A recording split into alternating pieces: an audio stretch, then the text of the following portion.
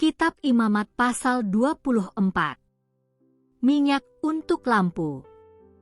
Tuhan berfirman kepada Musa, "Perintahkanlah kepada orang Israel, supaya mereka membawa kepadamu minyak zaitun tumbuk yang tulen untuk lampu, supaya lampu dapat dipasang dan tetap menyala."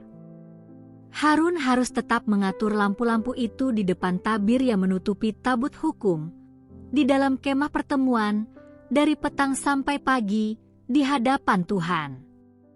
Itulah suatu ketetapan untuk selama-lamanya bagimu turun-temurun.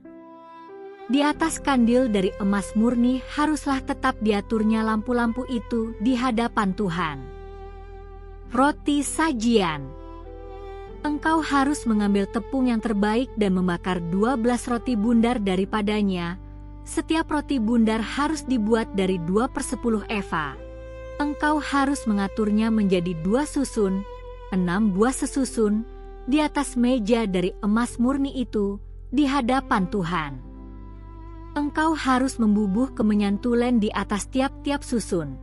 Kemenyan itulah yang harus menjadi bagian ingat-ingatan roti itu, yakni suatu korban api-apian bagi Tuhan. Setiap hari Sabat ia harus tetap mengaturnya di hadapan Tuhan. Itulah dari pihak orang Israel suatu kewajiban perjanjian untuk selama-lamanya. Roti itu teruntuk bagi Harun serta anak-anaknya dan mereka harus memakannya di suatu tempat yang kudus. Itulah bagian maha kudus baginya dari segala korban api-apian Tuhan. Itulah suatu ketetapan untuk selama-lamanya. Penghujat nama Tuhan dihukum dan lain-lain kejahatan. Pada suatu hari datanglah seorang laki-laki, ibunya seorang Israel sedang ayahnya seorang Mesir, di tengah-tengah perkemahan orang Israel, dan orang itu berkelahi dengan seorang Israel di perkemahan. Anak perempuan Israel itu menghujat nama Tuhan dengan mengutuk, lalu dibawalah ia kepada Musa. Nama ibunya ialah Selomit binti Dibri dari suku Dan. Ia dimasukkan dalam tahanan untuk menantikan keputusan sesuai dengan firman Tuhan. Lalu berfirmanlah Tuhan kepada Musa, "Bawalah orang yang mengutuk itu keluar perkemahan dan semua orang yang mendengar haruslah meletakkan tangannya ke atas kepala orang itu. Sesudahnya haruslah seluruh jemaah itu melontari dia dengan batu.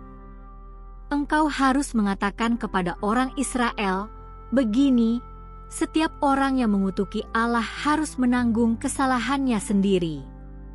Siapa yang menghujat nama Tuhan, pastilah ia dihukum mati dan dilontari dengan batu oleh seluruh jemaah itu.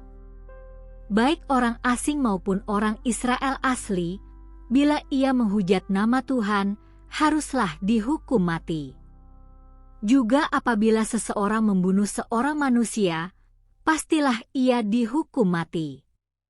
Tetapi siapa yang memukul mati seekor ternak, harus membayar gantinya, seekor ganti seekor. Apabila seseorang membuat orang sesamanya bercacat, maka seperti yang telah dilakukannya, begitulah harus dilakukan kepadanya. Patah ganti patah, mata ganti mata, gigi ganti gigi. Seperti dibuatnya orang lain bercacat, begitulah harus dibuat kepadanya. Siapa yang memukul mati seekor ternak, ia harus membayar gantinya. Tetapi siapa yang membunuh seorang manusia, ia harus dihukum mati.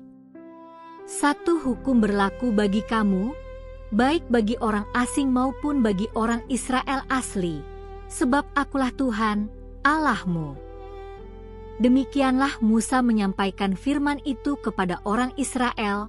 Lalu dibawalah orang yang mengutuk itu keluar perkemahan, dan dilontarilah dia dengan batu. Maka orang Israel melakukan seperti yang diperintahkan Tuhan kepada Musa.